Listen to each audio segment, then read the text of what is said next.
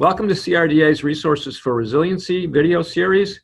My guest today is Stephanie Few, a partner in the international law firm of Womble Bond Dickinson. Stephanie is one of the premier economic development attorneys in our region, state, and really the entire Southeast.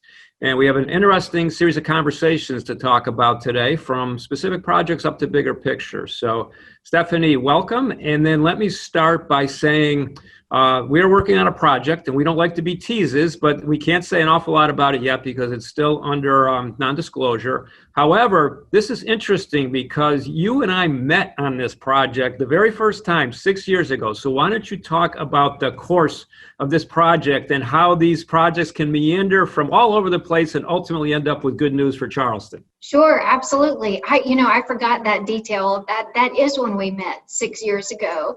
But this project started looking at South Carolina a long time ago from another part of the U.S.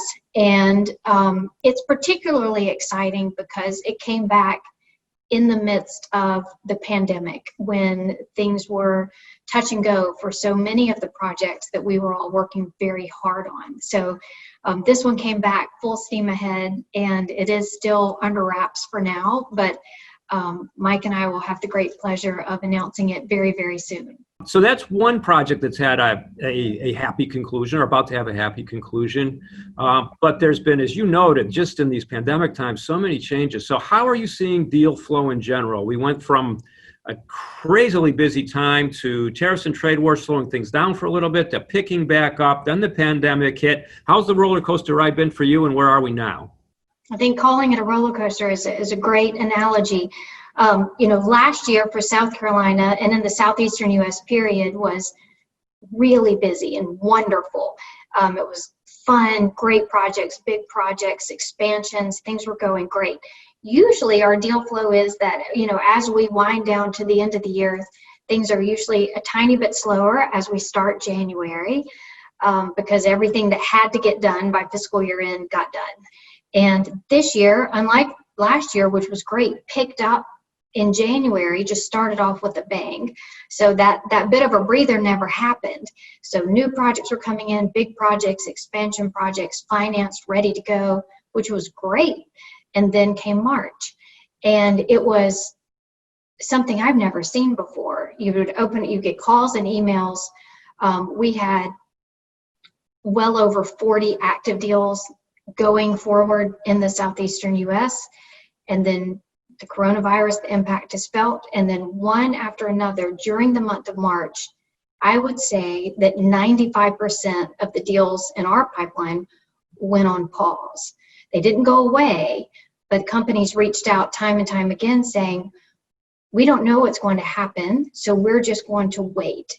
For example, we're not going to invest $100 million on a manufacturing facility when we don't know if they're going to be purchasers for our goods. And that was March, and that was a good bit of April. And then you started to see a shift. You started to see, particularly as it pertains to the logistics types projects. So those distribution centers, warehousing, our distribution deals were saying, we're going on pause, not because we don't know what the world looks like, but because we can't keep up at the moment with what we're doing worldwide. So you saw that sector having a whole different dynamic play out. Manufacturing, particularly large office projects, those went on pause. But what we started to see in April was a realization, I believe, that I don't think it was what we all hoped in the beginning, that we're going to take this brief pause, get this virus under control, get back to normal, business will continue.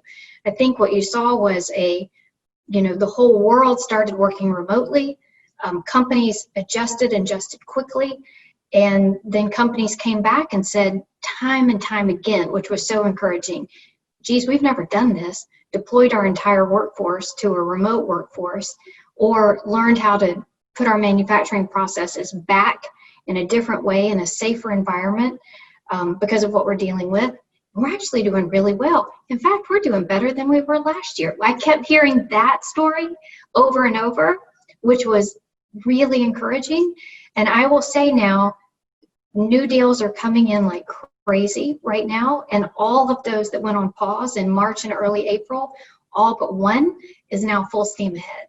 Well, that's a great report, and that mirrors, I think you're a little bit ahead of us at CRDA, Stephanie, but it is a similar pattern that we're seeing. Sure. So you alluded to the difference between manufacturing projects, logistics projects, some office projects. How about some industry sectors in particular? And you can, dwell a little more on logistics if need be, but others that you see that may be moving along. And I guess full disclosure for both of us, we sit on the executive committee of SC Bio, so we pay a little more attention to the life science industry. So perhaps start there and then look at other sectors that you think either are or shortly will be humming along the way we'd like to see them from our perspective. Sure, absolutely. So as we touched on, logistics, that's moving ahead strong. Distribution centers, warehousing space. We saw a lot of warehousing space fill up when this all first started happening with temporary leases, like three-month type of things, because all of a sudden there was this, this inventory that was coming in through the port or what have you, or goods that needed to go that all of a sudden stores were saying, we're not selling right now. So we had a little bit of that. We're coming out of that time frame. So we're definitely seeing, your traditional logistics deals, your distribution centers, warehousing projects, full steam ahead, very, very busy. Manufacturing, automotive is, and that's what South Carolina is great at. We're great at a lot of things, but we're really great at making things.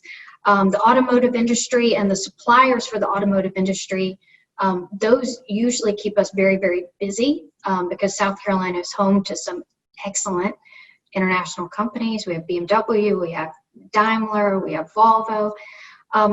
That's still a bit touch and go because that's a big purchase, right? Purchasing a vehicle is a major purchase, and there is, not telling anyone anything they don't know, there's still some uncertainty about, or a little bit of hesitation with consumer spending right now. We still don't know where we're going to come out at the end of this, but that is moving, but that's moving a bit more slowly than we're seeing other manufacturing segments of our kind of core makeup in South Carolina. So I'm seeing other manufacturers move forward for sure. And the life sciences industry, like I have the great pleasure of working with Mike on the executive committee and vice chair of the board of SC Bio. South Carolina had a huge amount of passion and commitment already that I think in recent years has had this tremendous resurgence in really making South Carolina a wonderful home for the life science industry. We see that Georgia does a great job. Our neighbors in North Carolina do an exceptional job, and there's no reason why we can't do an excellent job in that space as well. We all now know how important that segment of industry is to a state, to our country, to all of our well-being. So those areas of our projects, those are certainly strong. We see companies growing. We see great companies in the life sciences sector considering South Carolina as a place to call home. And I think you're going to see tremendous support at the state level and in the local communities for that area. The area that I think we're all going to be watching with great interest is that large office, corporate headquarters type of job creator. That may look really different on a going forward basis. So I would say that's the category that's the slowest right now in the state, but our logistics, our manufacturing, our distribution centers, life sciences sectors, those are full steam ahead. Okay, well, thanks for that recap. We started this conversation with teasing some good news, and we ended the conversation with reporting on some good news. So economic development remains alive and well in South Carolina and the Charleston region. Stephanie, thank you very much for appearing with us today on CRDA's Resources for Resiliency series. Thank you.